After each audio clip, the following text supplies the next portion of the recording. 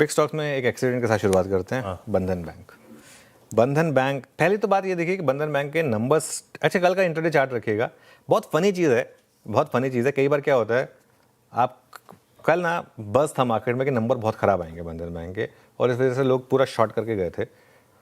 By chance की बात है कि नंबर्स ख़राब नहीं है, लेकिन नंबर देखें तो मुनाफा 35% बढ़ा है, NII 6% बढ़ी है, एसेट क्वालिटी सुधरी है, निम्स में हल्का सा प्रेशर है। लेकिन मैं क्यों कह रहा हूँ इसको आज का एक्सीडेंट, बंधन बैंक की मैनेजमेंट कमेंट्री लेकर आइए आप एक बार जरा। मैनेजमेंट कमेंट्री में क्या कह रहे हैं वो, रिटर्न ऑन एसेट का उन्होंने टारगेट घटाया है, ऊंचे फंडिंग और टेक कॉस्ट से मार्जिन पर दबाव संभव है, Q4 तक ROA गाइडेंस जो है वो घटाकर 1 to 1.4% किया है, और पहले 1.6 to 1.8% के बीच में था जी ROA गाइडेंस, इसको घटाकर उन्होंने 1 to 1.4% करा है। ये दो लाइनें जो है ना, इसे सबसे इंपॉर्टेंट हैं, जो मार्जिन में से और वो।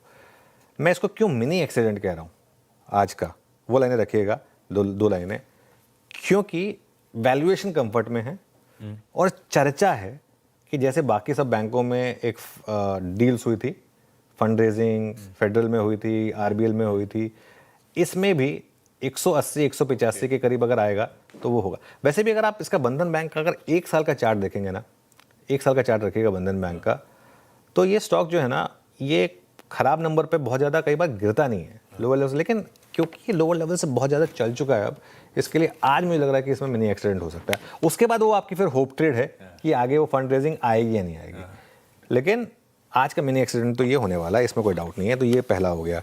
एक और रेड स्टॉक को अभी डिस्कस कर लेता हूँ, इंटरग्लोब एविएशन। इंडिगो को मैं रेड ले रहा हूँ, इसलिए नहीं रेड ले रहा हूँ क्योंकि कच्चा तेल 92 के ऊपर आया है, फिर वॉर वापस बड़ी हो रही है, इसलिए कि आज एक ब्लूमबर्ग की रिपोर्ट आई है कि एयरपोर्ट ऑपरेटर्स को एयरलाइन चलाने की मंजूरी संभव है। अब तक इंडिया में एक रूल बहुत क्लियर रहा है कि अगर आप ऑपरेटर हैं तो आप एयरलाइन नहीं चला सकते, अगर आप एयरलाइन चलाते हैं तो आप एयरपोर्ट नहीं चला सकते, ठीक है। अब देखिए, अगर कोई एयरपोर्ट ऑपरेटर जो एयरलाइन चलाना चाहेगा वो कौन होगा? लॉजिकल है, अदानी है ना। तो अगर ये ब्लूमबर्ग की रिपोर्ट सही है, तो मैं पहले बोल देता हूँ ये ब्लूमबर्ग की रिपोर्ट है, और ये ब्लूमबर्ग, इसीलिए हम इसको ब्लूमबर्ग की रिपोर्ट का हवाला दे रहे हैं, हो सकता है इसका डिनायल आ जाए, लेकिन अगर ये रिपोर्ट सही है तो इनकी मोनोपोली जो है ना, मोनोपोली मानते हैं इनको, तब हम वो रिस्क पे आ जाएगी। वैसे ही कच्चे तेल में उछाल से थोड़ा सा सेंटिमेंट खराब है इनका, तो इस वजह से ये जो है एक और रेड स्टॉक डिस्कस कर लिया।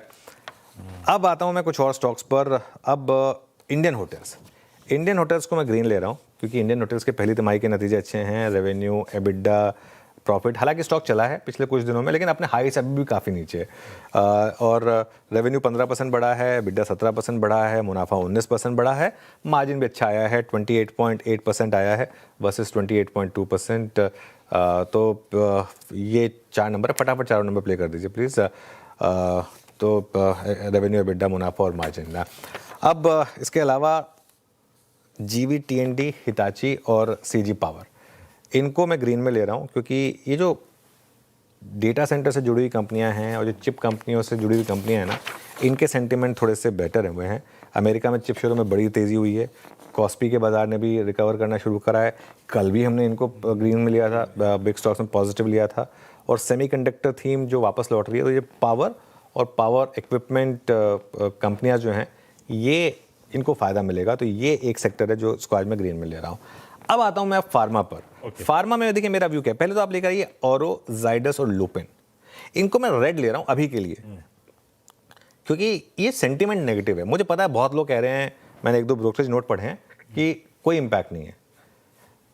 ऐसा तो मार्केट आपको बता देगा कि कोई इंपैक्ट नहीं है, ठीक है, हम मार्केट की बात मान लेंगे। एक बार के लिए तो मुझे लग रहा है गैप डाउन होगा क्योंकि इनको यूएस में कैपेक्स करना होगा और कंपनियों के दबाव, मार्जिन पर दबाव आएगा। लेकिन अगर बहुत बड़ा गैप डाउन हो तो शॉर्ट ना करें, और अगर आप एक इन्वेस्टर हैं तो लेने के लिए तैयार रहें, नीचे लेने के लिए। जैसे लुपिन है फॉर एग्जांपल, अगर लुपिन, अब हमने लुपिन 600 रुपये से एक पॉजिटिव व्यू रखा था, अब वो 600 वाला 2500 आ चुका है।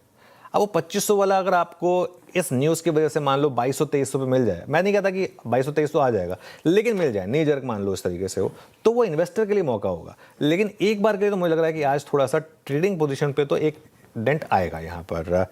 एक स्टॉक है सेनोरस फार्मा, इसको मैं ग्रीन ले रहा हूँ मेरा मानना ये है कि सबसे बड़ी बेनिफिशियरी जो है ना इसकी ये है सैनोरस, क्योंकि ये अपने आप को ऑलरेडी वहाँ पर पोजीशन कर चुकी है और सबसे कम इम्पैक्ट है इनका अमेरिका में एटलांटा में मैन्युफैक्चरिंग प्लांट भी है और एक और प्लांट भी है इनका R&D का वहाँ पर, तो इस वजह से। लेकिन अगर बहुत बड़ा गैप अप तो ना लें, देखिए ये स्टॉक बहुत चल चुका है और ये CNBC आवाज़ पर आई थिंक अभय जी ने 2-3 बार इसका मेंशन भी किया है हमारे शो पर, और वहाँ से डबल से ज़्यादा हुआ है जब जिस लेवल पर ये स्टॉक रिकमेंड हुआ था वहाँ से।